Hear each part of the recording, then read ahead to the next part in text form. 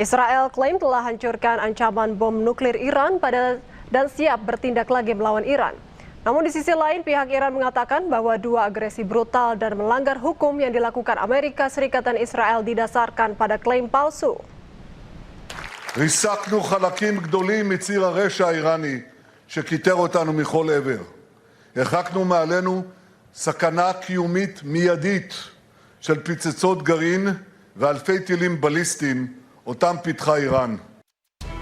Saat memperingati Hari Yerusalem, Perdana Menteri Israel Benyamin Netanyahu dengan percaya diri mengatakan telah menghancurkan sebagian besar poros kejahatan Iran, bahkan menghilangkan ancaman dari bom nuklir. Hal ini dipertegas oleh keterangan Menteri Pertahanan Israel yang mengatakan bahwa perang dengan Iran belum selesai. Israel siap menghadapi kemungkinan dan akan segera bertindak lagi karena proposal melalui Pakistan antara AS dan Iran belum mencapai kesepakatan untuk mengakhiri konflik.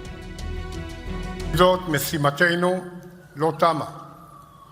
עלינו להשלים את יעדי המערכה באופן שיבטיח שאיראן לא תשוב להיות איום על קיומה של מדינת ישראל, על כוחותיה של ארצות הברית ועל כל העולם החופשי לדורות קדימה. Sementara itu, Menteri Luar Negeri Iran Abbas Araghchi mengatakan bahwa perang yang dihadapi Iran bukan hanya konflik yang menyangkut Iran saja, melainkan pertempuran untuk membela dunia baru. Araghchi mengatakan bahwa Iran telah menghadapi dua agresi brutal dan melanggar hukum oleh Amerika Serikat dan Israel dalam waktu kurang dari setahun. Serangan-serangan tersebut didasarkan pada klaim palsu.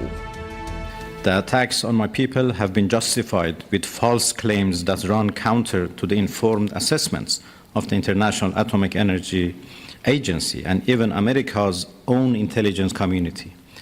The truth is that Iran, like many other independent nations, is the victim of illegal expansionism and warmongering. Nyatanya perang antara AS, Israel dengan Iran belum selesai. Saling tolak proposal dalam negosiasi membuat akhir perang antara ketiga negara yang berseteru belum terlihat.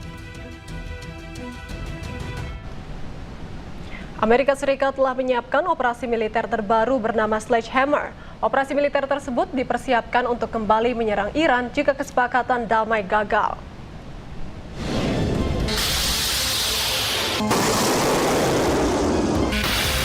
Meski berbagai upaya telah ditempuh, namun kesepakatan damai antara Amerika Serikat dan Iran masih belum kunjung tercapai.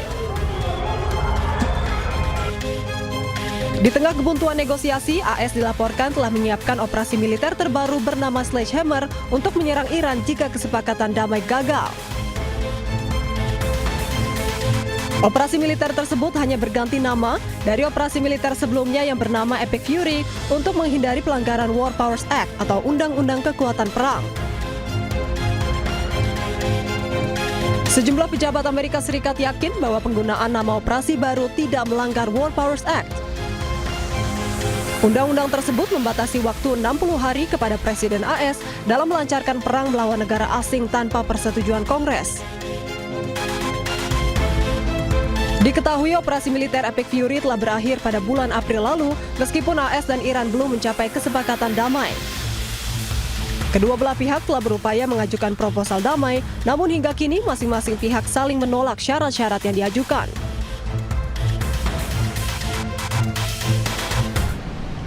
Menteri Luar Negeri Iran Abbas Araghchi menyebut semakin Amerika Serikat mengancam, semakin mereka gagal.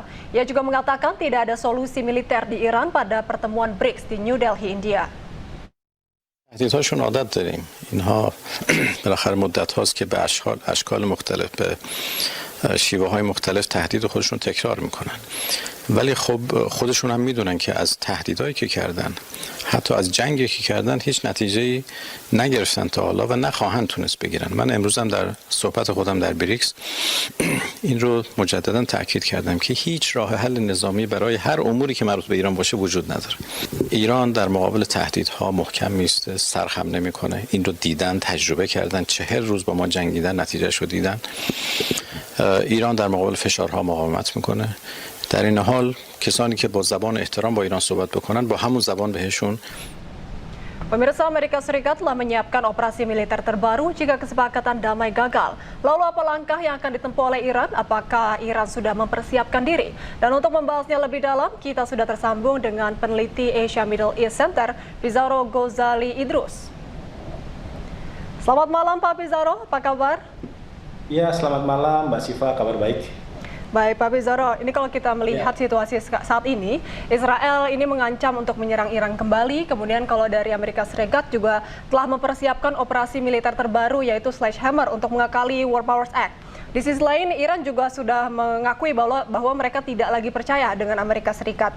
Kalau dilihat dari gestur ini, apakah mungkin Amerika Serikat dan Israel ini benar-benar akan menyerang Iran lagi?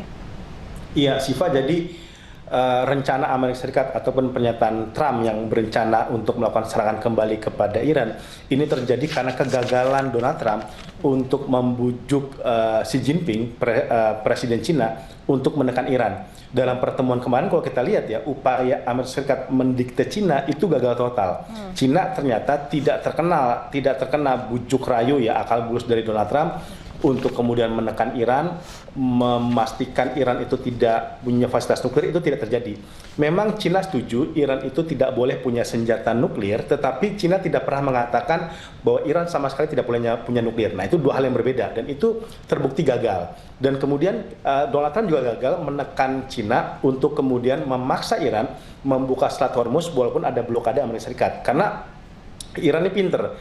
Dia sebelum pertemuan antara Cina dengan Trump ya, Xi Jinping dengan Trump, Iran itu membuka Selat Hormuz bagi puluhan kapal-kapal Cina yang selama ini terdampar di Selat Hormuz. Itu dibuka. Hingga kemudian kan tidak lagi relevan kalau kemudian Trump mengatakan minta Xi Jinping untuk membuka Selat Hormuz. Xi Jinping bilang, loh itu sudah dibuka kok, Iran tidak menutup semuanya. Iran itu tetap memberikan kapal-kapal yang mau lewat di sana selama tidak memusuhi Iran. Sekarang yang terjadi kan Xi Jinping itu justru menekan Amerika Serikat bahwa Anda itu tidak boleh lagi melakukan blokade di Selat Hormuz karena Iran sendiri sudah membuka. Nah, itulah karena dia frustasi, dia sudah putus asa, desperate, maka kemudian Netanyahu dan Donald Trump kemudian menggulirkan kembali upaya untuk melakukan serangan kepada Iran. Bahkan yang terbaru ini Mbak Siva tadi itu operasi Sledgehammer, itu operasi Palu Godam. Ini apa sih bedanya sama Epic Fury?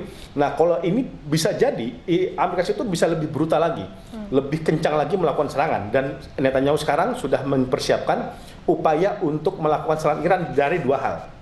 Pertama dari Tel Aviv itu sendiri akan ada upaya kembali serangan kepada Iran dan kemudian dari Uni Emirat Arab. Karena Israel sudah menyuplai kebutuhan sistem pertahanan udara Uni Emirat Arab. Jika kemudian nanti diserang oleh Iran, itu bisa ditangkal dari sistem pertahanan udara Israel yang diberikan kepada Uni Emirat Arab. Nah, tinggal ini kemudian bagaimana, apakah ini akan dilakukan oleh Amerika Serikat, apakah dilakukan oleh Israel? Sampai sekarang kita dia masih tahan diri, tetapi kalau saya melihat ya, ini bukan tidak mungkin ada opsi-opsi juga di pemerintahan Amerika Serikat atau Israel untuk kemudian melakukan peperangan. Bahkan skenario saya bisa bukan tidak mungkin itu Israel yang akan menyerang. Gitu ya, seperti pada 26 Februari yang lalu Israel itu yang melakukan serangan kepada Iran, lalu kemudian diikuti oleh Amerika Serikat dengan dalih Israel juga diserang balik oleh Iran gitu. Jadi kemungkinan ini potensi eskalasi menjadi lebih besar ini masih sangat terbuka ya. Dan kalau kita lihat tampaknya Iran itu sudah mempersiapkan. Kalau kita lihat sekarang, mungkin saja Trump ini bukan lagi cuma gertakan, dia mungkin sekarang lagi mempersiapkan upaya kembali melakukan serangan pada Iran. Karena kalau kita lihat IRGC, itu sekarang udah melakukan latihan gabungan, latihan bersama, kemudian mensolidkan pasukan intelijen dia untuk kemudian mengantisipasi jika kemudian terjadi peperangan pecah kembali, Iran sudah siap di dalam mode pertarungan, pertempuran besar-besaran dengan Amerika Serikat. Oke, baik. Berarti memang ini merupakan pertanda bahwa memang Amerika Serikat gagal ya untuk membujuk Iran, untuk membantunya menyerang, gagal membujuk China maksud kami untuk menyerang Iran. Kemudian kalaupun memang ada potensi terjadi eskalasi yang lebih besar lagi, kapan kira-kira akan terjadi? Iya, ini kan tadinya kan Donald Trump bertemu dengan Xi Jinping berharap negosiasi gencatan senjata itu bisa kemudian mengarah kepada perdamaian gitu. Tetapi ternyata Cina sendiri itu mengatakan dia tidak bisa 100% menekan Iran karena bagaimanapun itu keputusan itu tetap ada di Iran gitu. Dan Cina ini juga tidak mau ikut skenario Donald Trump untuk memerangi Iran gitu. Karena Cina itu juga paham, ini kalau sampai Selat Hormuz itu jatuh ke tangan Amerika Serikat, itu malah merugikan Cina. Makanya Cina itu, walaupun mungkin di mulutnya dia mengatakan tidak memberikan dukungan militer kepada Iran, tidak memasuk persenjataan kepada Iran, itu menurut saya bullshit ya. Karena Cina itu juga dalam berbagai laporan dia juga memasok persenjataan kepada Iran di lewat negara ketiga. Jadi nggak secara langsung tuh Mbak Siva, ada negara ketiga yang menjadi perantara untuk memberikan bantuan senjata kepada Iran. Karena Iran ini pertaruhannya Cina ya, kalau sampai jatuh maka ini juga bisa menjatuhkan kekuatan geopolitik Cina yang ada di Timur Tengah gitu. Jadi pertanyaannya kapankah akan terjadi jika memang kemudian negosiasi gencatan senjata dengan Iran itu benar-benar deadlock dan tidak lagi ada jalan keluar gitu. Kalau sekarang kita lihat Amerika Serikat mengancam akan menyerang Iran, akan melakukan invasi pada Iran, tapi dia kan juga mengirimkan sinyal-sinyal proposal perdamaian, proposal untuk menghentikan konflik. Jadi artinya dia mencoba dua kaki. Di satu sisi dia tetap memberikan ancaman militer kepada Iran, di satu sisi dia juga main kepada diplomasi gitu. Dan saya yakin upaya diplomasi sampai sekarang masih berjalan walaupun memang itu sangat kritis. Seperti dikatakan Trump ya, bahwa negosiasi antara Amerika Serikat dan Iran itu sekarang seperti orang sedang masuk ICU. Ya kehidupan potensi hidup itu hanya 1%. Itu kan kenapa dia makanya mendatangi Cina gitu. Itu tujuannya kan untuk kemudian dia bisa memastikan perdamaian dengan Iran. Problematika akan sangat susah ya untuk mencari perdamaian kepada Iran kalau memang gaya diplomasi Trump itu diplomasi yang menuntut Iran itu tunduk kepada Amerika Serikat, meminta Iran itu benar-benar menyerah kepada Israel Amerika Serikat. Ini itu tidak akan pernah dilakukan oleh Iran karena itu sama saja menyerahkan kedaulatan dia. Saya lihat Iran sekarang kapasitasnya dalam skala siap perang nih Mbak Sifani ya. Kok kita sekarang mereka udah mulai patroli di Selat Hormuz, kemudian dia juga sedang melakukan latihan gabungan dan jangan lupa Mojtaba Khomeini itu sudah sembuh. Ya sudah pulih dari cedera dia dan dia sekarang ada di puncak kekuasaan kembali dan ini semakin memperkuat jalinan koordinasi antara Mojtaba Khomeini dengan RGC. Ya, saya yakin sekarang Iran itu dalam kapasitas siap tempur dan menurut saya jika ini tempur ini bahkan merugikan Amerika Serikat karena Amerika Serikat akan semakin tercekik ekonominya, tercekik kapasitas militer dia karena problematikanya Mbak Siva beda dengan kemudian perang yang dimulai 28 Februari. Sekarang sistem pertahanan udara, sistem rudal-rudalnya Amerika Serikat itu udah nggak kayak dulu. Karena menurut laporan 50% udah dikepake ketika 40 hari pertama peperangan dengan Iran. Jadi dia sekarang mungkin melakukan upaya-upaya yang lain untuk melakukan serangan kepada Iran, misalkan ya dengan menjadikan Uni Emirat Arab sebagai salah satu satelit mereka untuk melakukan serangan kepada Iran. Begitu juga dengan Israel gitu. Kalau Israel sekarang Israel malah butuh perang dia, karena sekarang Netanyahu masalahnya lagi ada masalah di internal Israel. Dia sedang ada konflik di mana kelompok-kelompok Yahudi Haredi itu dipaksa untuk ikut wajib militer. Ini kalau sampai kemudian undang-undang ini diloloskan, itu maka kredibilitas Netanyahu akan jatuh karena pendukung dia kelompok Yahudi Haredi yang selama ini mendorong Netanyahu untuk tidak menggunakan kelompok Yahudi untuk wajib militer. Nah, ini sekarang lagi konflik di internal pemerintahan Israel gitu, dan bukan tidak mungkin pengalian isu untuk menangani konflik domestik dia akan melakukan serangan kepada Iran gitu. Bisa terjadi dalam waktu dekat atau mungkin jarak menengah. Ini tergantung bagaimana Washington itu nanti menafsirkan penolakan Iran yang sekarang tidak menerima proposal Amerika Serikat itu kemudian harus dilakukan dengan perang. Tetapi kalau kita lihat sekarang juga menariknya, kapal-kapal induknya Amerika Serikat itu masih ada tuh Mbak Siva ya di perairan Oman ya. Dia masih dari situ, kapal-kapalnya juga belum ditarik, tentara-tentara juga masih ada di situ. Itu membuktikan bahwa potensi peperangan kembali itu tetap ada. Ya, itu tetap bisa menjadi opsi oleh Donald Trump gitu ya. Kalau kemudian negosiasi dengan Iran itu tidak menemukan titik temu, karena kan targetnya Amerika Serikat ini agak berat juga. Dia minta Iran itu sama sekali nggak punya fasilitas nuklir, bukan hanya senjata nuklir, tapi nggak punya fasilitas nuklir. Yang itu ditolak sama Cina. Cina itu punya kepentingan. Dia sebenarnya mendukung Iran itu punya senjata nuklir, punya fasilitas nuklir, karena bagaimanapun itu hak kedaulatan Iran dan itu juga untuk memperkuat kapasitas militernya Iran gitu ya. Karena kalau sampai Iran jatuh, Iran kalah, ini juga akan memberikan kerugian bagi Cina dan Rusia karena dia tidak lagi memiliki negara aliansi proksi di negara yang memiliki jalinan kuat dengan mereka di Timur Tengah seperti itu. Okay. Itu yang kalau kita lihat ya arahnya ke sana. Baik, Pak Pizarro tadi ada yang menarik, Bapak tadi bilang kalau misalnya Amerika Serikat menyerang Iran, berarti nanti akan rugi terutama dari finansialnya. Lalu kenapa Amerika Serikat tetap ambil resiko? Iya, karena pilihannya dia terdesak secara waktu Mbak Siva. Dia tidak punya waktu yang panjang untuk memutuskan, karena dikit lagi sudah masuk musim kampanye pemilu di Amerika Serikat bulan Juni. Dia pengen kemudian mendapatkan kemenangan cepat, mungkin saja gini. Amerika Serikat itu menyerang Iran habis-habisan. Setelah itu kemudian Amerika Serikat mendeklar saya menang. Kayak gitu ya. Jadi dia tetap memiliki keuntungan di balik serangan ini, walaupun tadi secara ekonomi nanti Amerika Serikat terdampak. Kan jangan lupa Donald Trump itu kan bisa dibilang dia nggak memperdulikan situasi Amerika. Yang dia betul-betul pedulikan kan citra politik dia. Gitu. Dia kan orangnya sangat personal sekali ya. Dia sangat mementingkan kepentingan politik dan ekonomi dia gitu. Jadi kepentingan masyarakat Amerika itu nggak begitu diperhatikan sama dia. Jadi bukan tidak mungkin dia tetap melakukan serangan, dibombardir Iran itu, pasti Iran akan membalas. Tetapi kemudian selesai begitu saja mungkin Amerika Serikat kemudian angkat kaki. Mungkin itu jalan yang lebih selamat. Jadi pilihannya itu Mbak Siva, Amerika Serikat itu mau rugi lebih banyak atau rugi lebih sedikit. Dia pasti akan mencari jalan rugi lebih sedikit. Tapi tetap pilihannya itu ya rugi. Gitu ya, karena tadi ekonominya sudah terdampak ya. Utang Amerika sekarang itu 39 triliun US dollar. Inflasi itu 3,3%, padahal sebelumnya itu 2%, dan grafiknya terus naik. Ya harga minyak itu juga naik 50% di sana gitu ya. Maka Donald Trump butuh cara untuk keluar dari perang Iran ini. Yang cara paling yang realistis yang dilakukan adalah dengan melakukan serangan kepada Iran. Karena sampai sekarang kan Iran itu nggak mau menyerah, nggak mau tunduk dengan proposal Amerika Serikat gitu. Setelah kemudian dia melakukan serangan, itu mungkin dia membiarkan Israel untuk terus berkonflik dengan Iran untuk menghabisi juga kemampuan militer dari Iran dan kemampuan ekonomi dari Iran. Saya kira skenario itu yang akan diambil oleh Amerika Serikat ya di dalam rencana peperangan yang akan dilakukan. Tapi kan tadi seperti dikatakan dia udah meluncurkan operasi Sledgehammer ya, gitu. Itu kan operasi bisa dibilang itu lebih kayak Epic Fury itu, karena serangannya pasti akan lebih dahsyat, lebih brutal, lebih gila ya. Kalau memang itu akan diambil Donald Trump, maka operasi Sledgehammer ini operasi yang akan lebih banyak lagi menghabisi amunisi Amerika Serikat, menghabisi ongkos militer Amerika Serikat demi tadi ya kemenangan yang bisa dia jual kepada publik Amerika Serikat. Baik, berarti memang yang dipentingkan oleh Amerika Serikat ini adalah citra politik ya, terutama dari presidennya. Dan memang seperti kita tahu Amerika Serikat ini akan ada Piala Dunia pada bulan Juni, kemudian ada pemilu sela pada November ya Pak.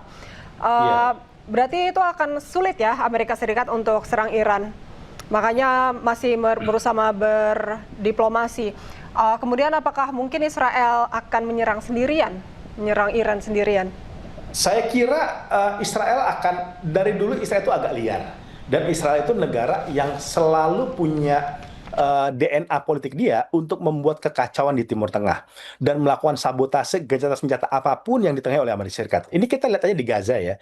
Gaza itu kan terjadi gencatan senjata dimediasi oleh Amerika Serikat sejak Oktober 2025. Tapi Israel masih terus menyerang tuh. Sampai sekarang lebih dari 800 warga Gaza itu gugur, meninggal dunia akibat pelanggaran gencatan senjata gitu.